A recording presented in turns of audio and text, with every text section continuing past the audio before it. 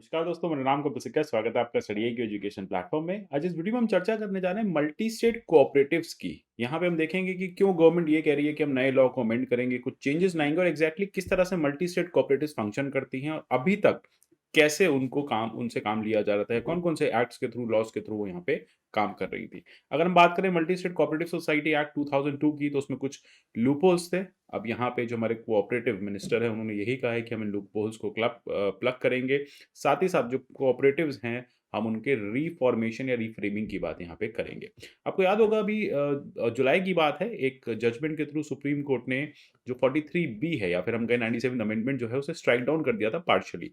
ये कह दिया था कि जितनी भी स्टेट कोऑपरेटिव्स की जो पावर है, उसमें जो रूल्स को फॉर्म करने की जो पावर है या रूल्स अमेंड करने की पावर है, लॉज बनाने की पावर है, वो सब स्टेट गवर्नमेंट के पास है, क्योंकि स्टेट कोऑपरेटिव जो है वो स्टेट लिस्ट में है। आपको याद होगा Rajendra Shah versus state of Gujarat में ये 2013 में भी कहा गया था कि जितने भी स्टेट कोऑपरेटिव्स हैं उन्हें सिर्फ और सिर्फ स्टेट यहाँ पे मेंटेन करेगी। 97 अमेंडमेंट के थ्रू एक पार्ट 9B ऐड किया गया था और उससे 43B जैसे प्रोविजंस ऐड किए गए। उसके बाद 19(1)(c) में कोऑपरेटिव्स को फंडामेंटल राइट बनाया गया। तो सुप्रीम कोर्ट ने फाइनली ये कहा कि जो कोऑपरेटिव्स की पावर है, अगर हम बात करें स्टेट कोऑपरेटिव्स की, तो वो पावर है आपके सेंटर के पास। अगर हम बात करें मल्टी स्टेट कोऑपरेटिव्स की, स्टेट कोऑपरेटिव्स की पावर है आपकी स्टेट के पास। अगर हम बात करें मल्टी स्टेट कोऑपरेटिव्स की, तो वो पावर है आपकी सेंटर के पास। और अब सेंटर कह रही है इन्हीं मल्टी स्टेट कोऑपरेटिव्स में हम कुछ चेंजेस करेंगे, कुछ लॉज में हम जो लूप होल्स है उसको प्लग करने की कोशिश करेंगे और फाइनली कोऑपरेटिव्स को एक सक्सेसफुल स्टोरी जो है बनाएंगे।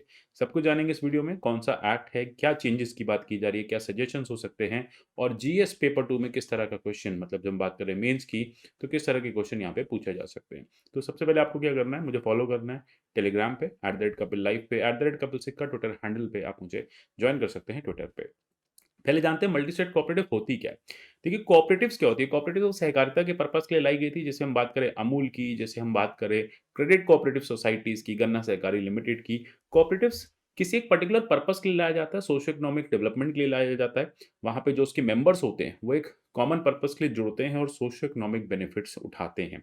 अब कोऑपरेटिव्स दो तरह से फॉर्म होती है। कोऑपरेटिव या तो स्टेट लेवल पे फॉर्म होती है, कि जब हम बात करें यूपी स्टेट कोऑपरेटिव है तो उत्तर प्रदेश में ही बनी है, उत्तर प्रदेश में ही वो फंक्शन कर रही है। लेकिन बहुत सारी ऐसी सोसाइटीज़ हैं जो मल्टी स्टेट होती हैं, है ना? एक स्टेट में काम कर रही होती हैं, 2 स्टेट में काम कर रही होती हैं, प्रोक्योरमेंट एक स्टेट में होता है, पैकेजिंग दूसरी स्टेट में होती है। जैसे अमूल के साथ आप देखेंगे सेल्स दूसरे स्टेट में है, किसी और स्टेट में काम कर रही है। तो जैसे शुगर कोऑपरेटिव्स हैं, मिल्क कोऑपरेटिव्स हैं, बैंक्स हैं, मिल्क यूनियंस हैं, ऐसे बहुत सारे कोऑपरेटिव्स हैं जो बहुत सारे स्टेट्स में फैले रहते हैं। तो उनको यहाँ पे गाइड करने के लिए, उनको ऑपरेट करने के लिए आपको multi state cooperative society act की ज़रूरत पड़ती है। जैसे कि मैं आपको एग्जांपल दूँ, जितने भी शुगर मिल्स हैं, अगर हम डिस्ट्रिक्ट कर्नाटका की बात करें, तो ऐसे बहुत सारे एरियाज़ हैं कि उनका प्रोक्योरमेंट जो है, वो दोनों स्टेट से होता है, फंक्शनिंग 2 स्टेट में होती है। तो ऐसे में मल्टी स्टेट कोऑपरेटिव का फंक्शन जो किया जाता है। मेंबर्स की बात करें तो मेंबर्स भी दोनों स्टेट से आते हैं, इसलिए वो multi state cooperative societies act 2002 के अंडर उनको रजिस्टर किया जाता है। इनके जो बोर्ड ऑफ डायरेक्टर्स होते हैं वो हर स्टेट से, मतलब जो इनके डायरेक्टर्स का रिप्रेजेंटेशन होता है वो जितनी स्टेट में वो प्रेजेंट है वहाँ के मेंबर्स होने चाहिए। एडमिनिस्ट्रेटिव फाइनेंशियल कंट्रोल भी यहाँ पे सेंट्रल रजिस्टर के थ्रू मेंटेन किया जाता है और उसी के थ्रू ऑपरेट किया जाता है। तो जो इसका सेंट्रल रजिस्टर होता है वहाँ पे इनके एडमिनिस्ट्रेशन फाइनेंशियल कंट्रोल्स होते हैं। लॉज जो हैं वो ये कहते हैं कि कोई भी स्टेट गवर्नमेंट ऑफिशियल जो है वो इनको कंट्रोल नहीं करेगा। अच्छा, आगे हम बात करें कि लॉ को जैसे जब से लॉ इनैक्ट किया गया, लगभग 1479 जो ऐसी सोसाइटीज़ हैं उनको रजिस्टर किया गया था और उसके बाद कुछ डी-रजिस्टर भी हो गई। महाराष्ट्र के पास ऐसी हाईएस्ट है, फिर उत्तर प्रदेश है, न्यू दिल्ली है। बहुत सारी इस तरह की क्रेडिट सोसाइटीज़ भी हैं जो मल्टी स्टेट फॉर्मेशन में या फॉर्म में काम कर रही हैं। जैसे बहुत सारे मल्टी स्टेट कोऑपरेटिव बैंक्स भी हैं। अगर हम एक्ट की बात करें, प्राइमरली एक्ट जो है वो रजिस्ट्रेशन की बात करता है। वो स्टेट सोसाइटी के रजिस्ट्रेशन की बात में कैसे रजिस्ट्रेशन किया जाएगा, कैसे एप्लीकेशन दी जाएगी, कैसे यहाँ पे फंक्शनिंग होगी, सारी चीज़ें जो हैं वो करता है।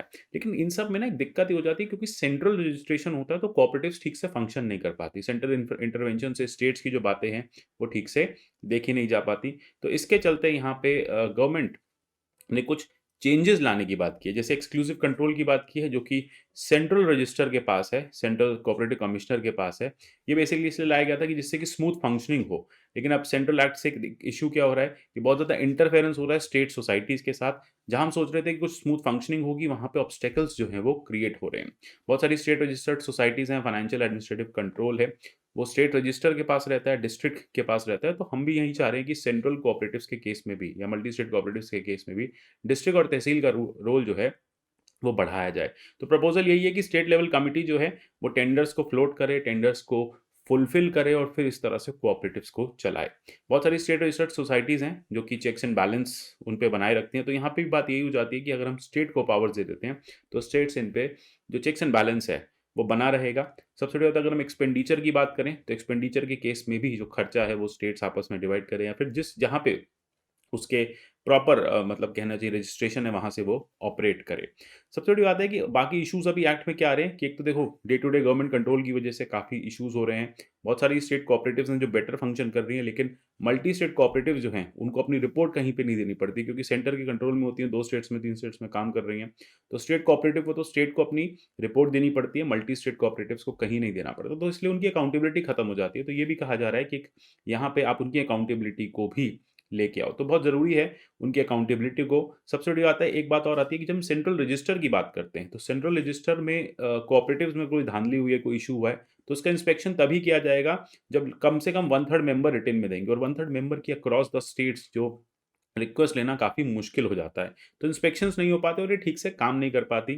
सबसे बड़ी बात है जो ऑन ग्राउंड इंफ्रास्ट्रक्चर है, वो भी नहीं है, ठीक है? तो सारा सारा काम जो है, वो आप देखेंगे कि ऑनलाइन काम किया जा रहा है, ठीक है? तो ये एक बड़ी दिक्कत हो जाती है। अब जो भी इस तरह के जो मेंबर्स होते हैं, वो जस्टिस सिर्फ़ दिल्ली आके क्योंकि सेंट्रल गवर्नमेंट के अंडर है, तो दिल्ली आके ही वो जस्टिस सीक कर सकते हैं। तो ये एक बड़ी प्रॉब्लम है कि मल्टी स्टेट कोऑपरेटिव्स जो हैं, वो डाई डाउन करती जा रही हैं। उनका काम करने का तरीका जो है, वो ठीक से वो फ्रिक्शन काफ़ी ज़्यादा है और वो ठीक से काम नहीं कर पा रही। तो वहीं आप देखेंगे कि जो स्टेट अथॉरिटीज़ हैं, वो कहती हैं क्योंकि इनकी कंप्लेंट सेंट्रल रजिस्टर पे जाती है, तो फिर सेंट्रल गवर्नमेंट ही इस पे एक्शन लेगी, हम इसमें कुछ नहीं कर सकते। ऐसे बहुत सारे इंस्टेंसेस भी आए हैं कि जिसमें बहुत सारी क्रेडिट सोसाइटीज़ को multi state credit societies form की गई, फिर उन्हें पोंजी स्कीम की तरह चलाया गया। मतलब लोगों से पैसा इकट्ठा कर लिया गया और उसके बाद लोग भाग गए पैसा लेके। अब वो मल्टी स्टेट कोऑपरेटिव्स की कंप्लेंट करने आपको बार-बार दिल्ली आना पड़ेगा। अब सोचिए कोई पर्सन ऐसा है वो कर्नाटका मल्टी स्टेट कोऑपरेटिव में उसने पैसे जमा कराए थे, केरला का कोई पर्सन उसने पैसे जमा कराए थे और यूजुअली कोऑपरेटिव सोसाइटीज़ में वही लोग होते हैं जो पिरामिड के लोअर लेवल पे होते हैं, मतलब जो पुअर होते हैं, जो कोऑपरेटिव सोसाइटी से हेल्प मतलब एक तरह सोशियो इकोनॉमिक बेनिफिट गेन कर रहे होते हैं। तो फिर अब उनके साथ अगर ऐसा हो जाए, फ्रॉड हो जाए, तो फिर वो कहीं पे जा नहीं सकते। ठीक है। अब ये महाराष्ट्र के केस में भी एक बार देखा गया स्टेट कमिश्नर को बहुत सारी कंप्लेंट्स मिलती थी, लेकिन वो कोई एक्शन नहीं ले सकते क्योंकि अल्टीमेटली भई क्योंकि सारा होल्ड यहाँ पे सेंट्रल गवर्नमेंट का है। इसी तरह से शुगर इंडस्ट्रीज़ को लेके भी काफ़ी इश्यूज़ हुए, तो प्राइवेटाइज़ेशन हुआ तो उसको लेके भी काफ़ी इश्यूज़ हुए। तो बार-बार यही कहा जा रहा है कि स्टेट कोऑपरेटिव्स को जब आपने सेंट्रलाइज़ेशन किया हुआ मल्टी स्टेट कोऑपरेटिव्स को सॉरी, आपने जो सेंट्रलाइज़ेशन किया हुआ उसको आपको थोड़ा डिसेंट्रलाइज़ करना ज़रूरी है और पावर जो है वो इक्विटेबल मैनर से आपको डिस्ट्रीब्यूट करनी ज़रूरी है। तो यहाँ पे एक्सटेंसिव कंसल्टेशंस की बात हो रही है, ठीक है। कहा जा रहा है कि जो अमेंडमेंट्स हैं, वो कंसल्टेशन के साथ आएँगे, बैंकर से पूछा जाएगा, शुगर कमिश्नर से पूछा जाएगा, सेंट्रल गवर्नमेंट ऑफिशियल से पूछा जाएगा कि किस तरह से आप मैन पावर्स को बढ़ाएँ, ठीक है? तो मैन पावर बढ़ाई जाएगी, पहले दिल्ली में और साथ-साथ स्टेट्स में इनका कोऑर्डिनेशन जो है बढ़ाया जाएगा, टेक्नोलॉजी को इनकॉर्पोरेट किया जाएगा, ट्रांसपेरेंसी लाई जाएगी और एडमिनिस्ट्रेटिव कंट्रोल्स जो है, अभी जो एडमिनिस्ट्रेटिव कंट्रोल इनका दिल्ली के पास है, वो स्टेट कमिश्नर्स को भेजा जाएगा। तो इसी तरह से जो मल्टी स्टेट कोऑपरेटिव है, वो बेटर फंक्शन कर पाएगी। तो जैसे कि आपने देखा था अभी 97 अमेंडमेंट में कहा गया था कि मल्टी स्टेट कोऑपरेटिव पे सेंट्रल गवर्नमेंट लॉ बना सकती है, तो सेंट्रल गवर्नमेंट उसी लॉ की तैयारी कर रही है और बहुत जल्द आपको मल्टी स्टेट कोऑपरेटिव्स के रिफॉर्म्स दिखेंगे। आशा करता हूँ टॉपिक क्लियर हो गया होगा। अच्छा हमारे कोर्सेज़ के प्राइसेज़ 1 जनवरी से बढ़ रहे हैं, ज़रूर इनको परचेज़ कीजिए। मिलते हैं अगले सेशन में, तब तक के लिए goodbye, take care and God bless you all.